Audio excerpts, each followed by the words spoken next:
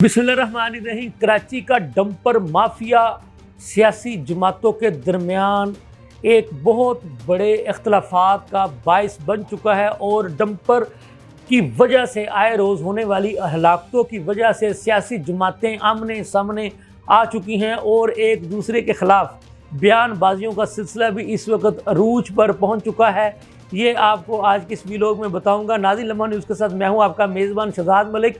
Dumper mafia रोज़ाना की बुनियादों पर लोगों के बच्चों को रौंद कर चला जाता है। इस डंपर माफिया को कराची की सड़कों पर आने की इजाज़त कौन देता है, इसके बारे में बताया जाए। जी हाँ, ये कहना है MKM पाकिस्तान के लोगों का। आज MKM पाकिस्तान के लोगों और ANP यानी कि ANP सिंध के सदर जो शाहिद सैयद हैं, इन्होंने मुश्तरका तौर पर प्रेस कॉन्फ्रेंस की और उनका ये कहना था कि पीपल्स पार्टी ने कराची का हुलिया बिगाड़ कर रख दिया है।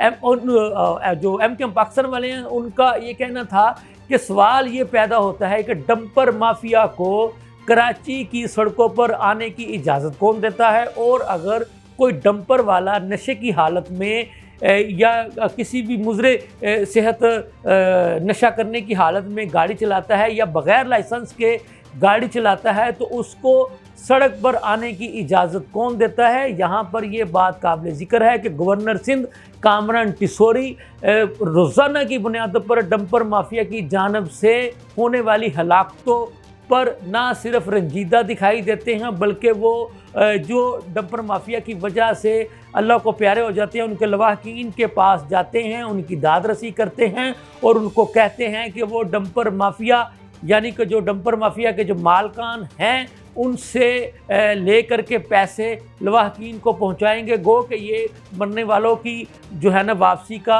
ज़रिया नहीं बन सकते, लेकिन उनका ये कहना था कि किसी हद तक जो है वो उनके जो लवाहकीन रह जाते हैं उनका मदावा ज़रूर किया जाएगा इस रकम से। फिर उनका ये भी कहना था कि जो बच्चे हैं जो डंपर माफिया की ज़ात से जिनके बड़े अल्लाह को प्यारे हो जाते हैं, उनके बच्चों की तालीम जो है वो भी कामरान टिसोरी साहब ने अपने ज़िम्मे ली। उनका ये कहना था कि उसकी तालीम के अखराजात भी ये जो डंपर के जो मालकान हैं उनसे लेकर के मैं उन लवाहकीन और उनके बच्चों को दिलवाऊंगा। नाज़रीन, बात यह है कि सिंध की हद तक जो सियासी जमातें हैं वहाँ की, जैसा कि मैंने शुरू में आपको बताया, वो आमने सामने आ चुकी हैं। इल्ज़ामात की सियासत का सिलसिला अरूज पर है। MKM पाकिस्तान वाले जो हैं वो सिंध के बिलखसूस कराची के ख़राब हालात की ज़िम्मेदारी पीपल्स पार्टी पर डाल रहे हैं, क्योंकि इस वक्त सूबा सिंध में भी हुकूमत पीपल्स पार्टी की है और शहर का कराची जो सबसे बड़ा शहर है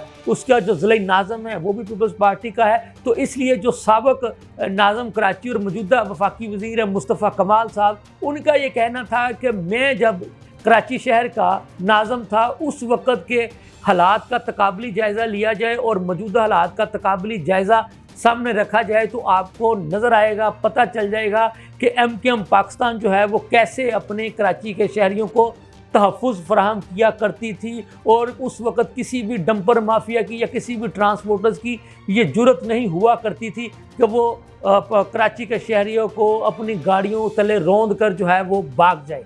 तो इसी पर बात करते हुए जो सिंध के जो वज़ीर हैं सईद गनी साहब, उनका ये कहना था कि जी हमें पता है कि कराची के माजी के हालात किस तरह के हुआ करते थे। उनका किसी भी सियासी जमात का नाम लिए बगैर ये कहना था कि लोगों को याद होगा कि कैसे माजी की सियासी जमातें जो उस वक़्त हुकूमतों में हुआ करती थी या जिनकी ज़िला हुकूमतें हुआ करती थी, वो लोगों को कैसे शनाख्त करके चुन चुन कर मारा करते थे। तो सईद गनी का ये कहना था कि अब तो ऐसा कुछ नहीं होता।